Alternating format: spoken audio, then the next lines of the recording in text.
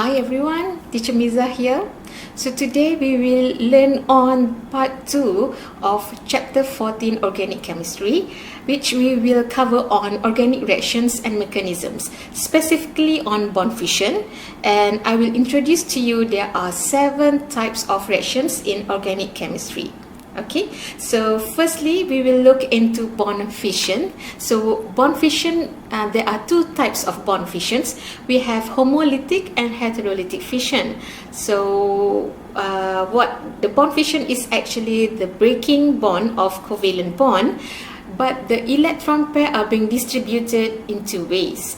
So in heterolytic fission, the bond breaks, but the electrons are being distributed unequally.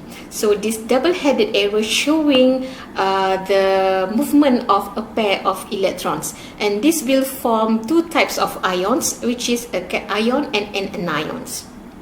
And for homolytic fission, we have the breaking of bond also, but the pair of electron in the bond being shared equally to form 2 uncharged radicals. So if you look at carefully, the red dots is intentionally to show you the electrons. So there are 1 unpaired electron in each radical.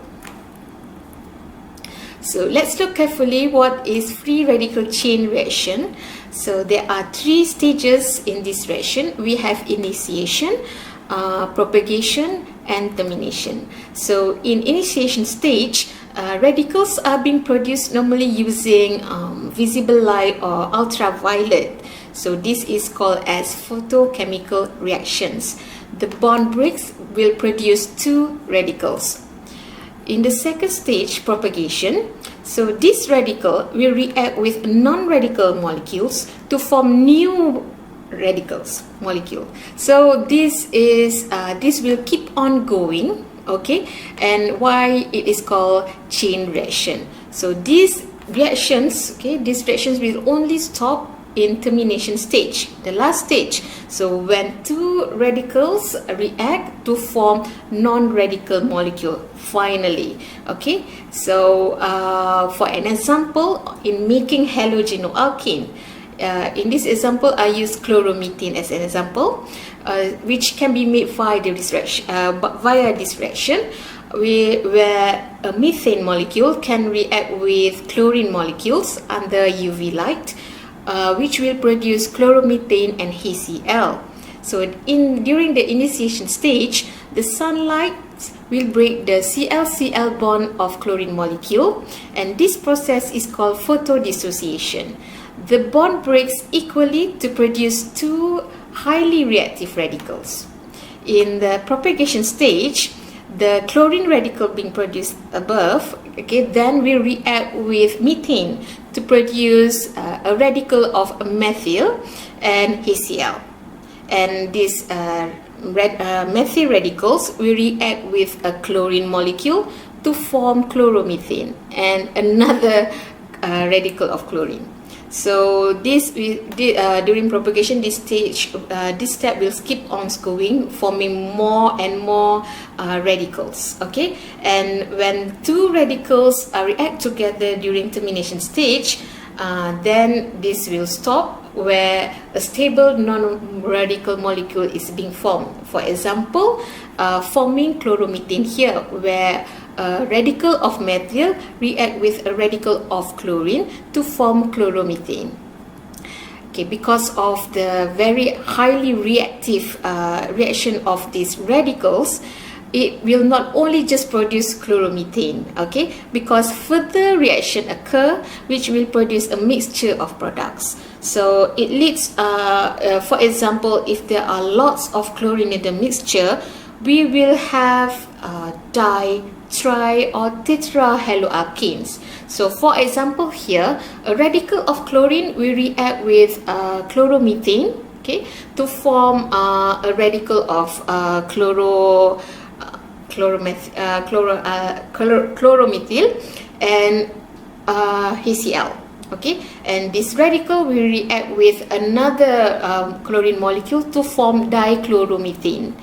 Okay, so further reaction, it will form trichloromethane, and another further reaction, it will form tetrachloromethane. So we can have a variety of chloromethanes here.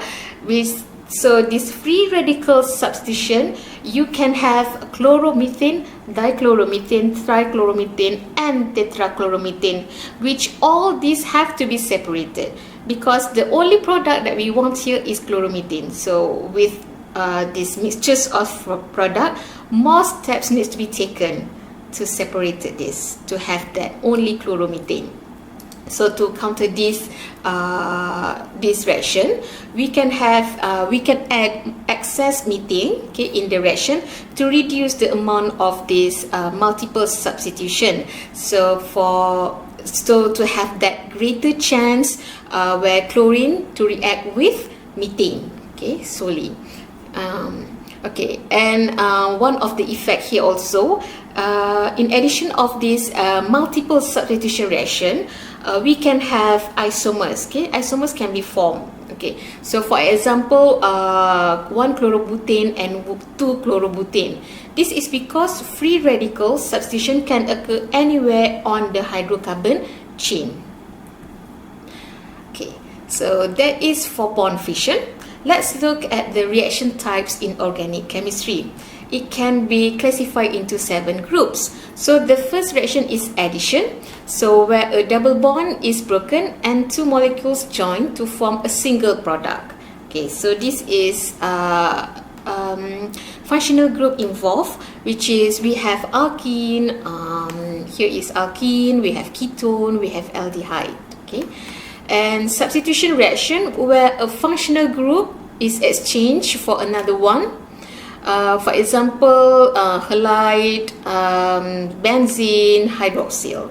Okay, and we have elimination or dehydration reactions. This is when a double bond is formed when a functional group is removed and released as part of a smaller molecules. So the functional groups involved are like here is a halogen and hydroxyl functional group. Okay, we also have condensation reaction. This is when 2 molecules join and a small molecule is being eliminated. So when water or HCl is being eliminated from the reaction. Okay, for example, we have here C double bond O. Okay, all with C double bond O functional group here, and also hydroxyl group, okay, involved in condensation reactions. So and fifth, we have hydrolysis reaction. This is when 2 smaller molecules, okay, 2 smaller molecules are formed by splitting a larger one with water. So this is a reaction with water, hence the name hydrolysis.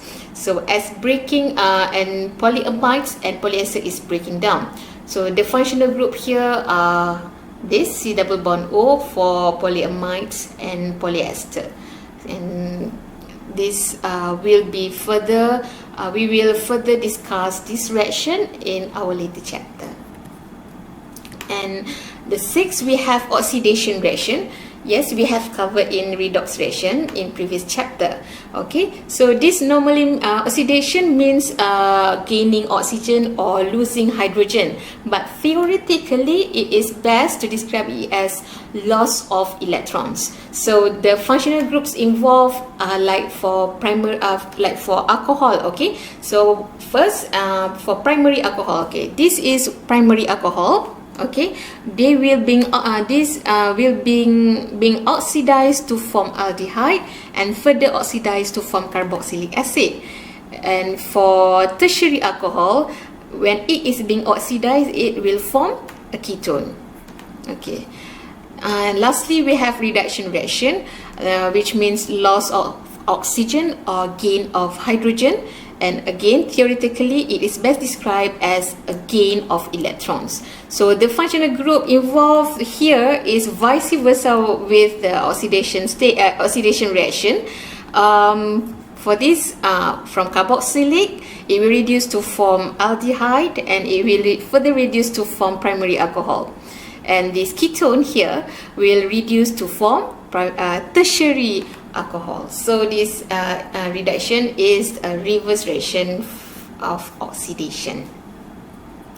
So enough with types of reaction. Let's look at types of attacking agents. So we have 3 types of attacking agent, and you need to know what type of attacking agent you are dealing with.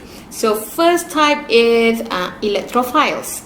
Okay, so these are electron-loving species and generally are positively charged, and they will attack molecule with a negative charge or partially negative. Okay, hence the dipole sign there. We also have nucleophile. Okay, nucleophile is a nucleus-loving species. They must have a lone pair of electrons or it is negatively charged. Okay, this nucleophile will attack molecule with positive charge or partially positive charge molecules. So for example, if anions, okay, anions like hydroxide and cyanide with a negative charge, which is negatively charged particle, and we also have ammonia and water. It is a species with lone pair. Like for ammonia, it has 1 lone pair on the nitrogen, and for water they have 2 lone pairs on the oxygen. So and this characteristic making them a nucleophile. Okay, as a nucleophile. And lastly, we have radicals. So as seen before in the bond fission reaction, so these are atoms with unpaired electrons and incredibly reactive. Okay, incredibly reactive. So initially formed via UV light. So all the example here, of course, with radicals with the dots. Okay, we have chlorine, methyl, and bromine radical. Okay, so that is types of attacking agents. So let's look at sigma and pi bonds. We have covered in topic 3, bonding chapter, and because we need to, this is as to revise you because we will dealing in organic chemistry as well. So we have 3 types of bond, covalent bond. We have single bond, double bond, and triple bond. Okay, and we know that double bond will have 1 sigma bond and 1 pi bond. So how to describe this? Sigma bonds. Okay, sigma bonds is when 2 orbitals overlap. Okay, when 2 orbitals overlap, like in the CH bond seen in methane. Okay, so methane has 4 sigma bonds. Okay, with some S and P characteristics. Okay, S from hydrogen and P from the carbon. Okay, and hence this it will form this sp3 hybridization, and their bond angles are 109.4. So I hope that you still remember the shape of this molecule, which is tetrahedral.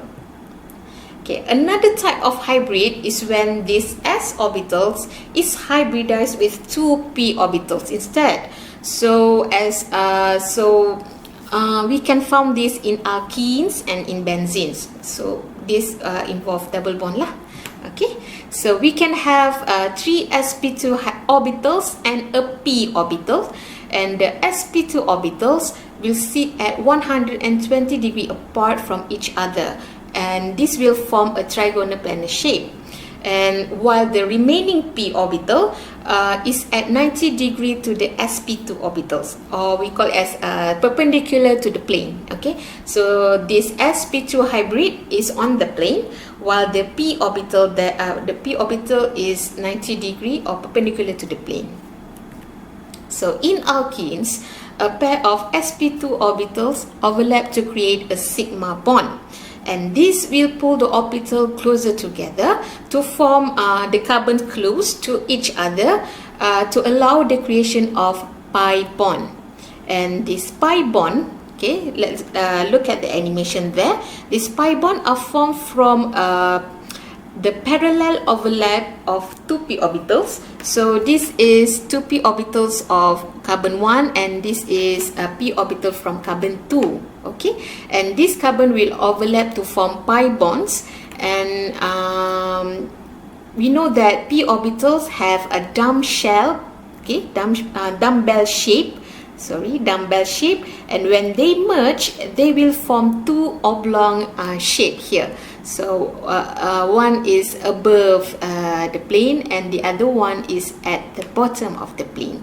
So I know that you can see that there is 2 pi over here, 2 pi symbol over here, but this 2 pi symbol is actually represent 1 pi bond, okay? So we have 1 sigma bond and 1 pi bond in ethene. So I think that's it from me today. So please, we have covered on organic reactions and mechanism in bond fission.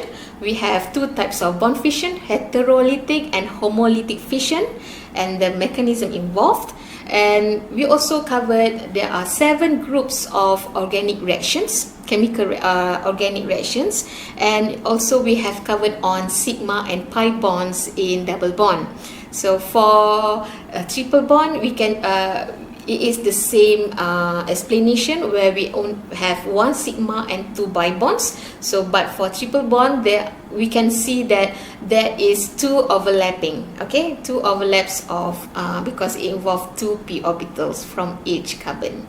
So I hope this lecture will give you more understanding on this topic, and we will further discuss about the reactions in the following lectures. Okay, so see you in next video. Thank you. Bye.